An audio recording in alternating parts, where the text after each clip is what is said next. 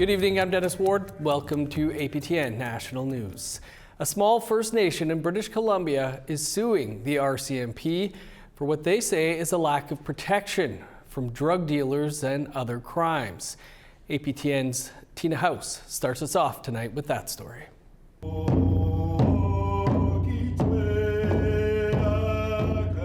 Bella Bella is the home community of the Celtic Nation.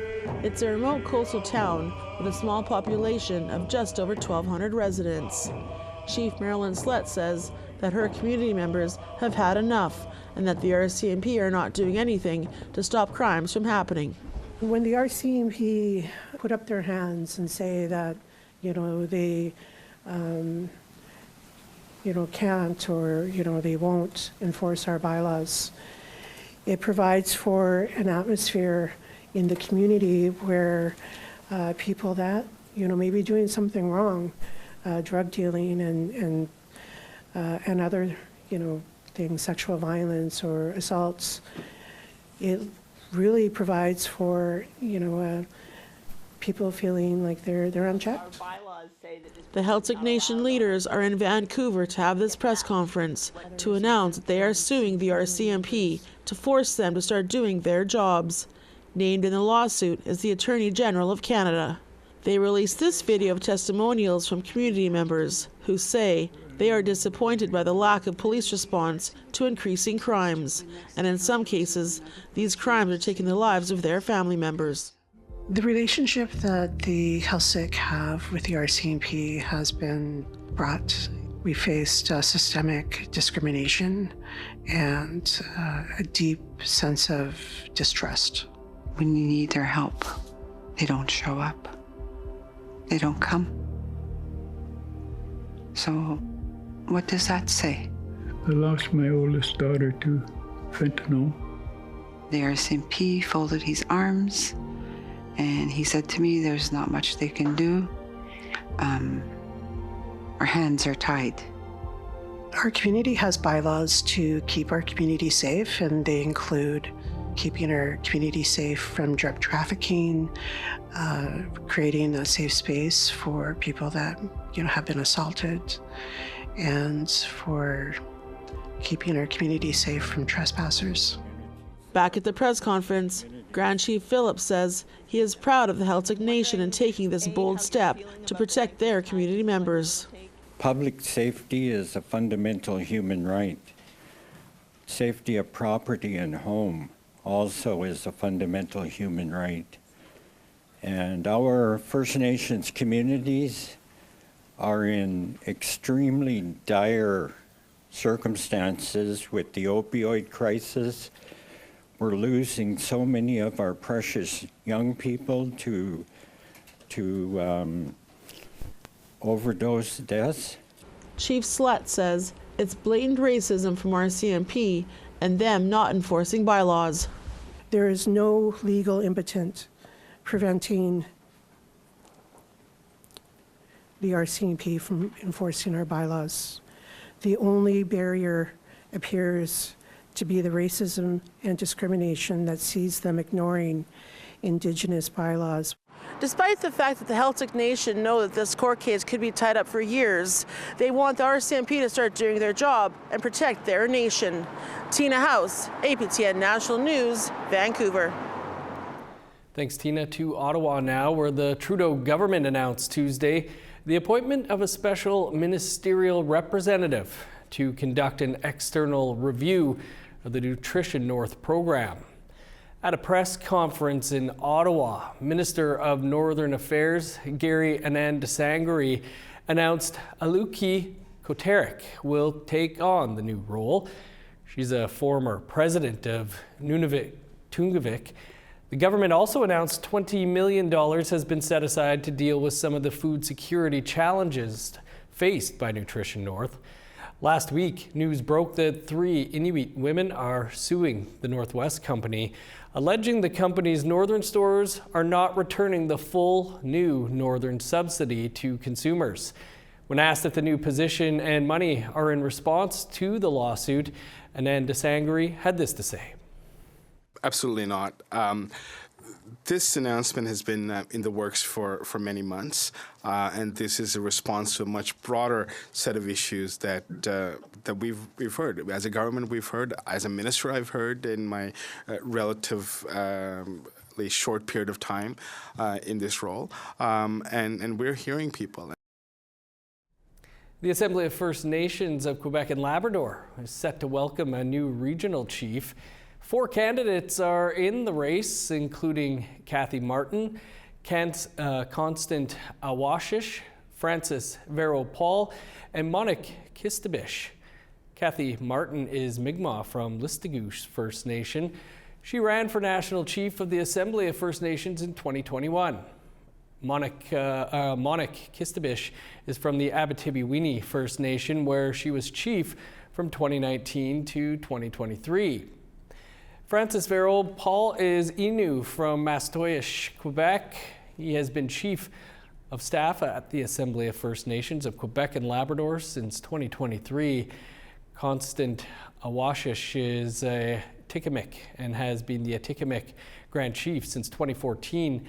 One of them will be the first new regional chief in over 3 decades, as Ghislain Picard has held the role for the last 33 years. He announced he was stepping down from the role in January. No word on results yet. We'll hope to bring you those tomorrow. The Assembly of Manitoba Chiefs organized a walk and rally where dozens of supporters joined. It served as a call to end racism in healthcare, specifically against First Nations people. You are supposed to be a professional, and you're supposed to treat everyone the same. Justin Flett of Tatasquiac Cree Nation, more than 700 kilometers north of Winnipeg, spoke about his agonizing experience at 2 Manitoba hospitals for the same medical issue. Flett was denied medical care at a hospital in the Pas while suffering from severe abdominal pain in January 2023. Flett says the attending doctor wrongfully assumed he was hungover. After a long journey to a Winnipeg hospital later that week, it was found Flett was suffering from acute appendicitis and required urgent surgery. He waited in pain for several hours before his appendix ruptured. In a suit against the 2 health authorities, Flett claims racism was the cause of his negligent care. Back in January of 2023, what I experienced when I knew there was something wrong with me. I knew it. But what I was told changed my life forever. It is a basic necessity, especially when we talk about First Nations people. It is a treaty right. It is a treaty right, and any level of government needs to recognize that our people need to be treated fairly, and racism is unacceptable. Time for a quick break, and then we're heading out into the bush in James Bay Cree territory. Stick around.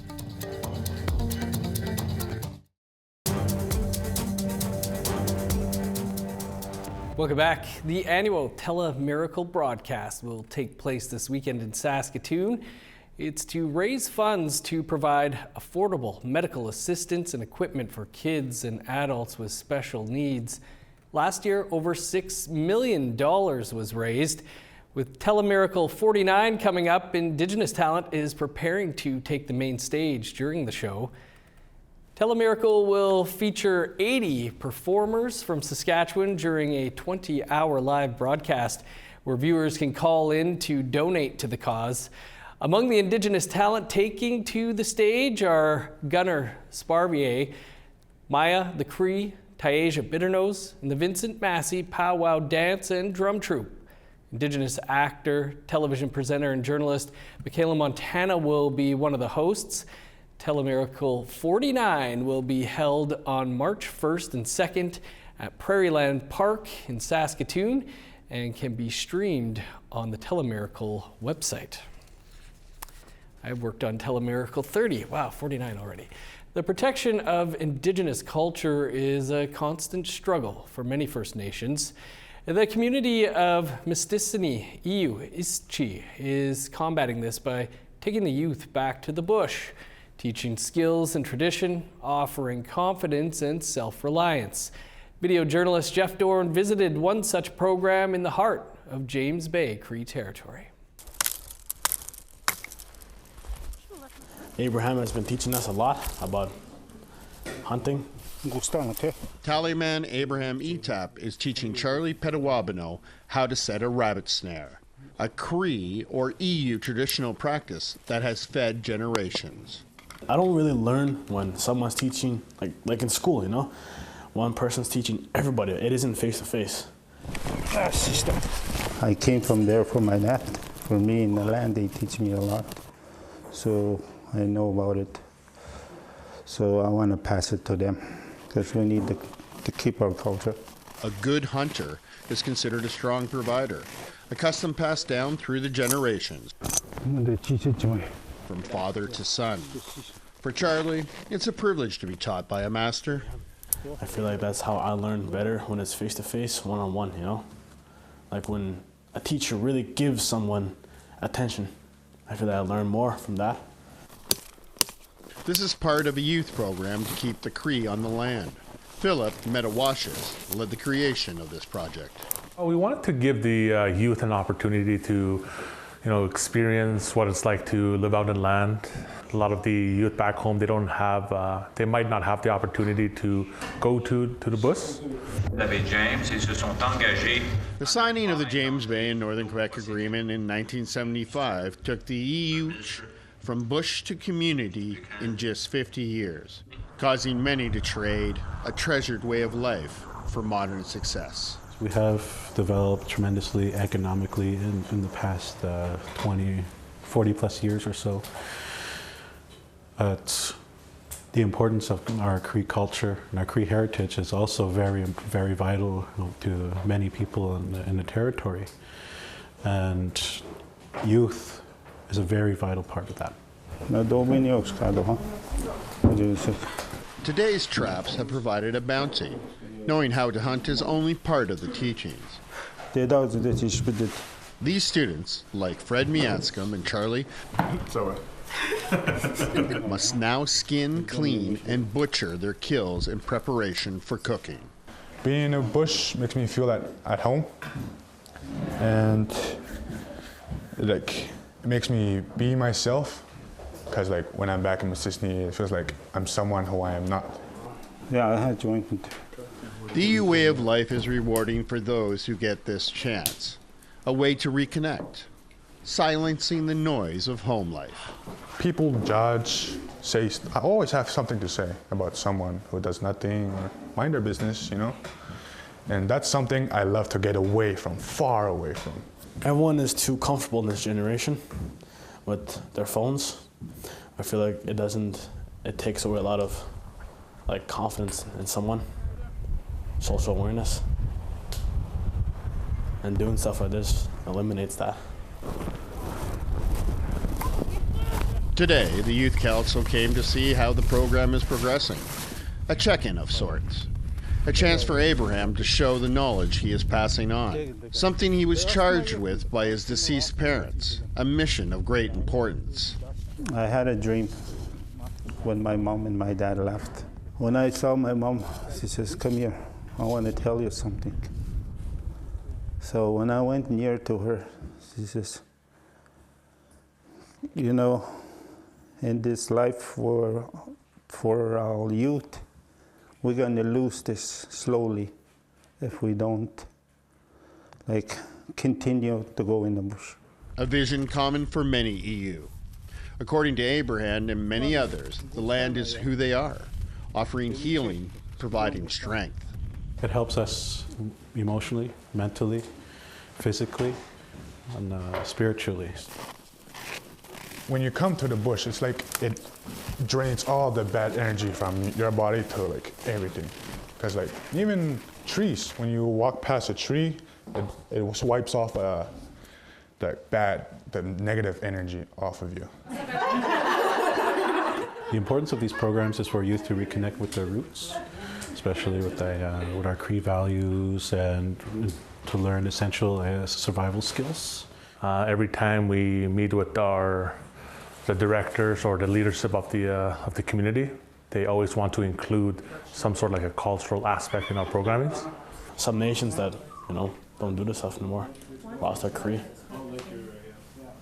And for people like me, people like everybody here that do this, like give their friends motivation to do this, and it expands from there. Once these students are done working in Abraham's camp, they must return home. A 3-day trek in minus 30-degree temperature, a journey they want to do. It's something everybody needs to do. It's helping with my confidence more, like for me to know this stuff, for me to, like if I have a wife and kid and it's just us, I know what to do. I used to rely on my dad, and now my kids are gonna rely on me. Jeff Dorn, APTN National News, Mistissini, EUSG, Cree Nation in Quebec.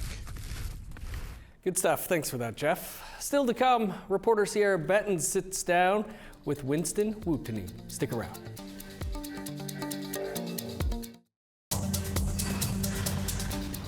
Welcome back. Time now for our photo of the day. And it was a calm, clear sunrise from the Mistawassis First Nation in Saskatchewan. Our thanks to Noel for sharing this photo. If you have a photo to share, you can send it to share@aptn.ca for the chance to be our next photo of the day. Now let's take a look at tomorrow's weather forecast. Starting on the east coast, +4 with snow in Charlottetown, 5 with snow in Halifax. -20 in Kuujjuaq, sun's out and 16 below in Nain. -1 in Montreal, 7 below in Chibougamau. +2 in Sault Ste. Marie, 3 above with flurries in Ottawa. +3 in snow in Thunder Bay, 2 with flurries in Sioux Lookout. Sunny and -25 in Churchill, flurries and 8 below in God's Lake. Cloudy and +3 in Winnipeg, 2 and cloud in Dauphin. +1 in Regina, 3 in Saskatoon. 0 for Buffalo Narrows and La Ronge. In northern Alberta, -5 in High Level, 9 below with snow in Fort Chipewyan. 9 above in Edmonton, sunny and 15 in Lethbridge. 13 in Vancouver, cloudy and 10 in Kamloops. Cloudy and 7 in Prince George, 10 above in Smithers. -27 in Old Crow, flurries and 1 below in Whitehorse. -16 with snow in Yellowknife, -21 with snow in Norman Wells. 28 below in Sax Harbor and Pawlatuck. -30 for Baker Lake and Chesterfield. For decades, Cree entertainer Winston Wuttunee has been enchanting and healing audiences across Turtle Island and beyond with this storytelling. He recently celebrated his 85th birthday and is still going strong, despite his busy storytelling schedule. On Friday, APTN Sierra Benton sat down with the celebrated elder, musician, and raconteur at Winnipeg's Festival de Voyageurs. Before they got there, the old man, the Chief Crowfoot, he sensed something was wrong, like in his heart. Something was wrong. All of a sudden he woke up and there was something missing in his heart, and that was the life of his son. It was missing already. He had already been killed. His horse was gone, and he screamed, and everybody came rushing down there. We're here at Festival du Voyageur, and we have a special guest with us. We have Elder Winston Wuttunee. How's it going? Well, it's going very fine. Thank you very much. It's nice today. We won the game last night between Canada and U.S., and that made everybody go into good spirits. And not only that, we got a break in the freezing temperature from yesterday. It's nice and warm today. We can sit here with a nice jacket on and be nice and cozy. Awesome. Yeah, and I heard that you just celebrated your 85th birthday recently, and you've done storytelling for decades. What kind of motivates you to continue this work? Well, for one thing, that's what I do, and I love doing it. If you saw me in action, like with the kids and that, you would know that. You can't take me out of there. I mean, I love it, and the kids love it. Everybody loves it, and so we have a good time doing that. And like this morning in there, I said, okay, kids, I said, don't want anybody sitting around. I want you to do this, do that. Now, first thing I want is I want somebody to come here and dance with me. And so everybody looked down, and so one of the teachers said, you, ma'am, I said, come and dance with me. So she came and I said, okay, we're going to show you how to do a two-step. And the way women dance, two-step. So we did that. Her and I did that, and then the other kids did it. And there was one little couple girls. Oh, they were so good. They just were beaming, and they were just so absolutely good. And they danced quite a bit there, so it was good. What do you think makes a good storyteller? Well, to know the story and to realize that a story, it has a reason for telling it, to show you what mankind is like, and what the men of that period were like, and the women of that period, what they were like. And from over there to here, and to over across the highway where you came in from Saskatoon, there would be millions of buffalo. So there's good memories here, but the memories of the Indian people are not on signs on the side of the road. So then stories, what they did was they told you the way things could be and the way things were. And then you had to figure out, so what can we do about it? That kind of thing. And we have lots of that, and that's teaching. That's when you want to teach a lesson, you have a story, you give them a story. You speak English, you speak French, you speak Cree, and you also speak some German, but I'm wondering, what is the importance of language in your storytelling? Oh, it's you can always switch in case it's a story about, say, like the German guy or an English with English accent, or French, or Cree, or Blackfoot, or Soto, Algonquin. That's the mother tongue for all of us. There's 5 of us that speak that from that tongue, and so when you go someplace and you're with one of those 5 that speak that, even though it's different, we can understand. And what do you learn from people when you tell stories? Well, tell them go to they won't listen. Telling stories and spreading what's good, and not spreading lies or hateful things. And if you carry the truth with you, then you don't have to be worried about anybody. Nobody's going to do anything to you. Wise words there. Face to Face is coming up in just a couple of minutes, and tonight we sit down with longtime educator Charles Cochran, who is the executive director of the Manitoba First Nations Education Resource Centre. He says there have been improvements to the funding gap for on-reserve education. It's gotten much better. I know certainly when we look at how it was, I'll even go as far as saying 10 years ago. You know, the funding was, funding gap was so huge when you look at back in the day when, and even as an education director in my community, getting $4,500 per child and a little bit for transportation, O&M, and trying to operate an education system with that. It's, you know, it just didn't make sense. And when you look at our provincial counterparts being able to spend more for education, well, it had to change. Something had to change. That's all the time we have for your APTN National News for this Tuesday. For more, visit our website, aptnnews.ca. I'm Dennis Ward, Marcy McGuitch. Thanks for being with us. Face to Face is next. Have a great night.